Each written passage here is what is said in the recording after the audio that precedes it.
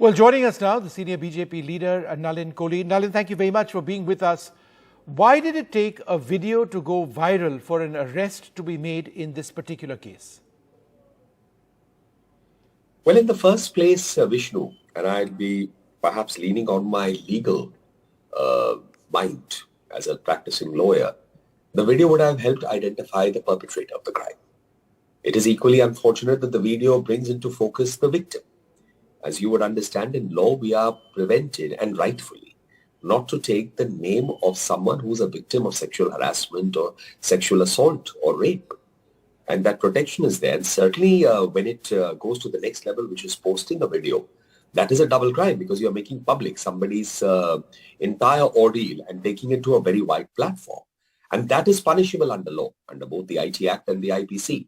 But in this case, when the question comes that it took so many days for an arrest to be made, the video, even while it is unfair to the victim, has helped identify the perpetrator. But that is something that I would say that shouldn't have happened in the first place, because the video has also hurt and added to the pain of the person who's the victim. An FIR was lodged, and even without a video, shouldn't an arrest have been made earlier on? It's a fair question, Vishnu. But my guess is that it is possible that at that time the FIR may not have named specifically a person. And it may have been against a mob. Yeah. And since Manipur is facing a situation, and repeatedly the priority is to ensure that peace comes on and investigations are there, and the police force may have been stretched, so they may have been looking for clues. But when the video came and immediately there was an identified person, they immediately stepped in and have taken action. So I don't think it is about a deliberate act or an act of not wanting to take action. I think the police took it when they got the first opportunity. Had they had an earlier lead, I don't think they would have prevented themselves from arresting the person. The opposition, Nalin, says the Prime Minister should have said more in Parliament today. Will we see more detailed references to Manipur in the days ahead? Three things, Vishnu. The first part is that each one of us as humans have to condemn this incident outrightly in the strongest possible words. And we all collectively expect and stand for justice in a manner that the perpetrators of this crime, A, are punished in the fiercest manner possible under law, and others are equally warned that such a thing cannot be tolerated in society. The kind of assault and then the kind of manner in which it was done. That's the first part. We are collectively all on it. It doesn't matter whether which political party, whether it's us, it's other political parties.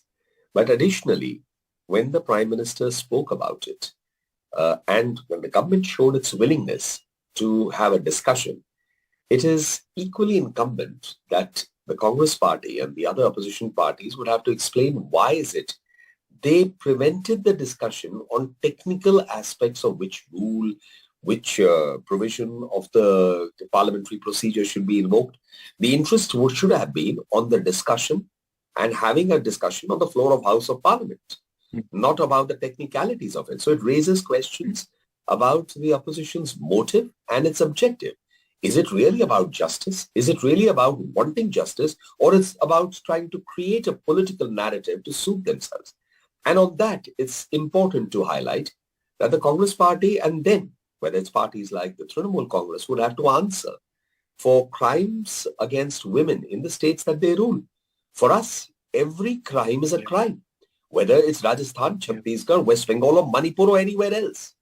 It cannot be that a crime in Manipur is a matter of concern for whether the Congress party or the Trinamool Congress, but a crime or like the rape of a Dalit child in Rajasthan, Jodhpur, is one to prefer silence on by the Congress party and the other parties, or in Bengal.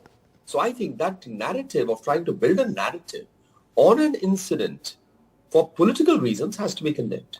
No, but as I understand it, the arrest did take place in Rajasthan in a very finite period of time.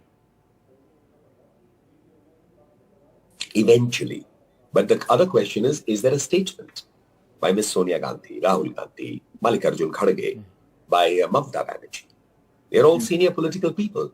Why the silence on the issues when it involves a crime against a child or a woman in states ruled by you? Are they not outraged? Are they not perturbed? And why should there not be a statement? Should we not care for the victim, irrespective if the victim is from which part of the country or from which community, religion, whatever? A victim's a victim. It's a human being and then an Indian citizen. And that's what our whole concern should be about. And that's the point I'm flagging. Now, Nalin, the Supreme Court has said that it's deeply disturbed by the visuals which have appeared depicting the perpetration of sexual assault and violence, and they want answers from the state government. Is this perhaps a reflection on how this situation hasn't perhaps been adequately tackled? There are two parts to it. The first is the Honorable Supreme Court, or the bench of the Honorable Chief Justice of India, like any one of us, as citizens, are going to be perturbed, upset. It's a horrific act. The Prime Minister has spoken on it. The Home Minister spoke to the Chief Minister. Smriti Irani, as a minister, has gone out and commented. Everyone across the political spectrum in society, all of us are one in terms of what it is. It's beyond, it's impossible for any civilized person, anyone with any kind of feeling, to even say that they can look the other way after seeing those visuals. So how can we not expect anyone to speak on it? But the second part of it is that do we raise a question to say in a complex state where the situation is complex, where, let's not forget, Mr. Amit Shah, as the Home Minister, spent 3 or 4 days. It's never happened that the Union Home Minister is in a place personally there to ensure that we are working in the right direction, to take the steps. But sometimes situations are complex not because of inadequacies of the administration, but they may be complex due to other factors. But is the question to be asked is, are efforts being made to bring it back to normalcy? Are efforts being made to take corrective steps? Yes, the answer to both of it is there clearly. But the demand which the opposition makes is that as a starting point, the Chief Minister must be replaced. Would you concede that that could be a part of the solution? Well, the same demand would hold true then to, say, Mr. Ashok Gehlot, for the horrific rape of the Dalit child in Jodhpur, as also to the fact that Rajasthan has seen crime after crime in different parts of the state against women. This is not the only incident. So perhaps they can start by practicing what they wish to preach. But what about Manipur itself, since we are talking about Manipur, and I do take your point about double standards. Is this something, the replacement of the Chief Minister, that is or should be on the cards in Manipur? Well, Vishnu, I do recall a few weeks ago that he, as the Chief Minister, had made an effort to resign. That had come out in the media also. But we also saw that what was the reaction to it there. I think the primacy there is not about political points. It is about a solution to bring back peace as there was in Manipur.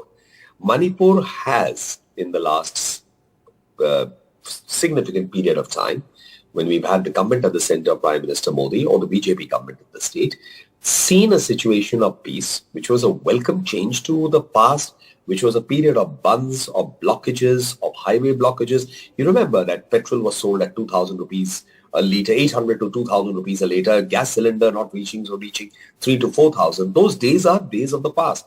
So it pains each one of us when the situation there is still not returned to normalcy. But I think everyone who should be working at this point of time, the support coming from the center and within the state government, are trying to do their best to see that it returns to normalcy. Nalin, the drug trade in Manipur is a part of, is that drug trade a part of the violence? Is a part of the violence a pushback to that being furthered by illegal immigrants from Myanmar? Vishnu, you've covered security issues and you have more than what I would call is the normal exposure to these kind of subjects. So you do understand the complexities there. The war against drugs is not just restricted to Manipur.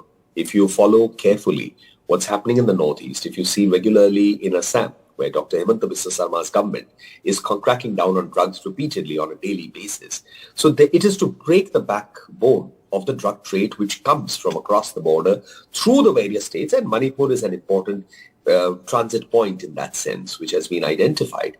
So you can't rule out these factors. In fact, one would have to looking at the situation, some security experts tend to feel that it's not just an Manipur issue, but there are ramifications that go beyond. That's what makes the situation complex. But irrespective of that, it is the collective responsibility of our people in Manipur, the government there, and the security forces, and whatever the center can do in its bit, to ensure that we bring it back to the situation where it was. Now, the use of massive mobs in repelling the police, that's what's happening in Manipur. Ultimately, there's only so much that the police can do. I mean, you don't want to fire on mobs like that. And that's a fact on the ground. Is there any way around this? Because time and time again, we see this as a problem, both communities. So this was also something we have seen different strategies adopted by different places. If you go back to the days of Jammu and Kashmir, stone pelting was one such strategy. Yeah. Putting women and children on the forefront was another strategy, while security forces used to reach to try and apprehend a terrorist, arrest it or eliminate a terrorist, and that gave the opportunity to the terrorists to escape. And we have seen, which has been reported in the media, some instances of women and children and other people coming in a mob and preventing the security forces to do their task. So that would also, the other side of the story becomes relevant.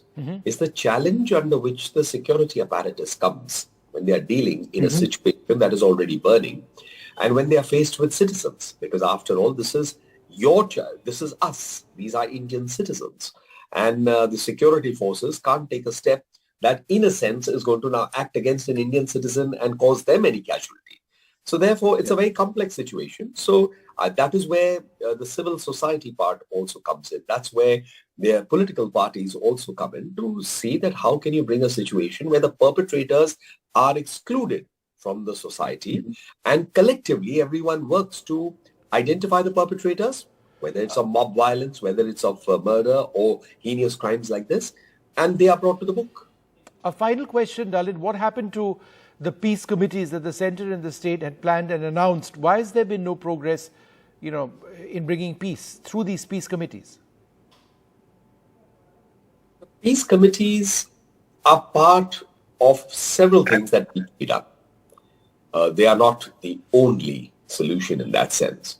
And I think every small element that gets together, that is a step in the right direction. To bring back normalcy is a welcome step.